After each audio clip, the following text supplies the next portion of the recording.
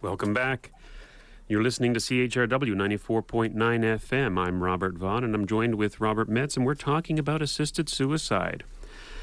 And just before the break, I was talking about that there's a number of people Not that I'm assisting you in any way. I thought I was assisting you.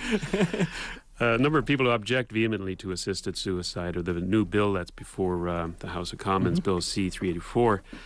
A few of these groups are Coalition Against Assisted Suicide, an aptly named group, Euthanasia Prevention Coalition, and Council of Canadians with Disabilities. Let's deal with some of the major arguments against the bill, one at a time. First one, terminally ill people who kill themselves risk missing future cures.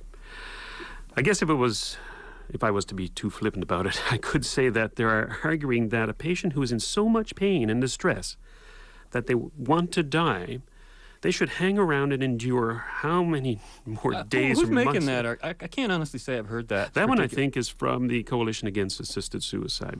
That's a real stretch. You'd think I wouldn't have made that my first argument. They get better. Yeah, okay. So they should hang around for God knows how long, months or years of pain and torment on the off chance that someone somewhere just might come up with a cure, not to mention the fact that most cures these days must pass several years of government regulatory testing before being used on people.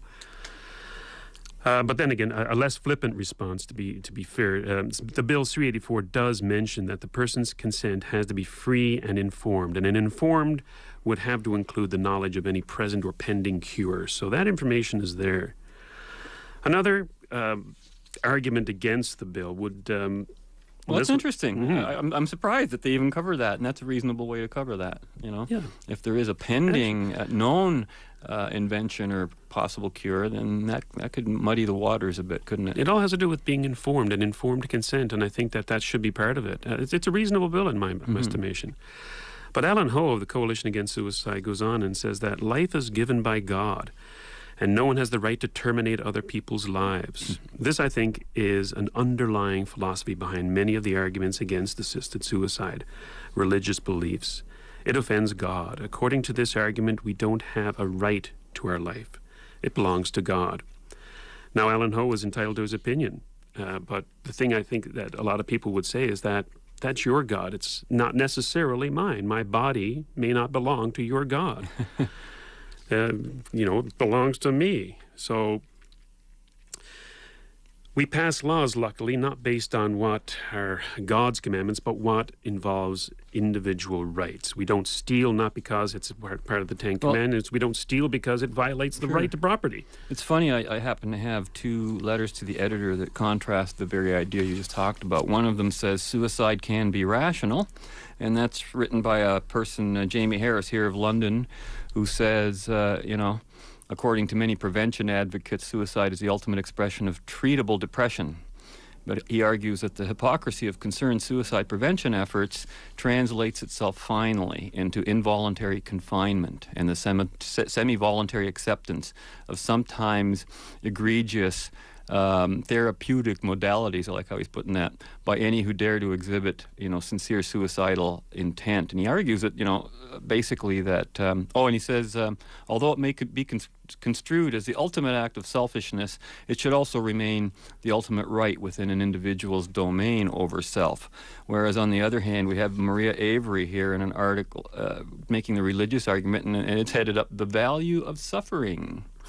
And, and she argues that the idea that just a peaceful, healthy, wealthy life is the only life that's worth to be kept, which isn't what anybody's arguing, but she says is a selfish idea that has the origin in man's mind and not in God's mind.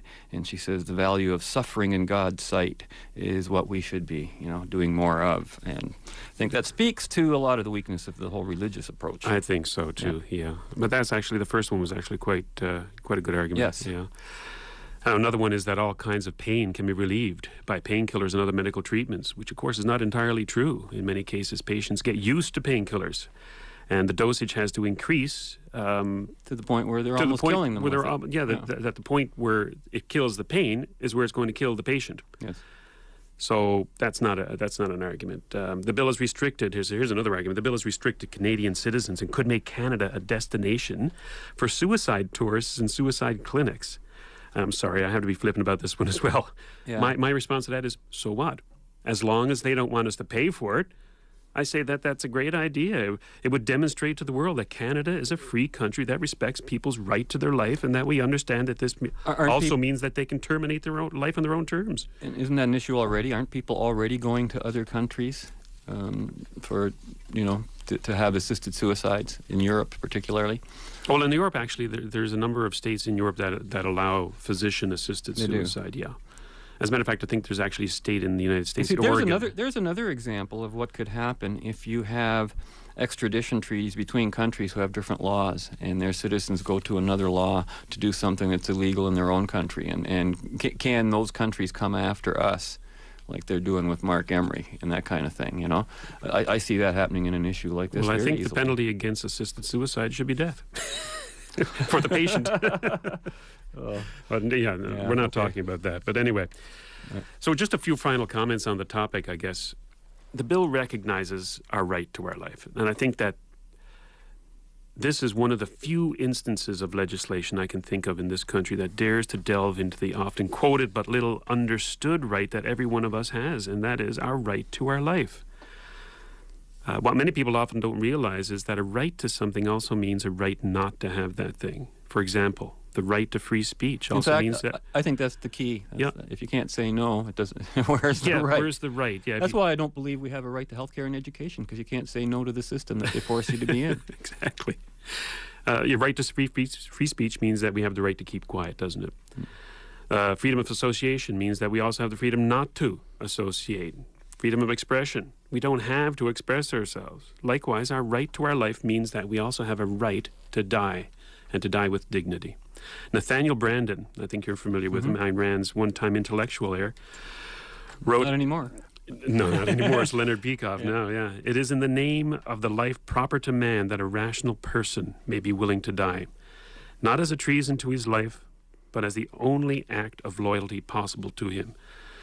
A life of constant pain, that was Nathaniel Branden, a life of constant pain can often be no life at all. And sometimes all that's left for us to do is to bow out with dignity. And I think Bill C-384 is long overdue in this country and should be supported.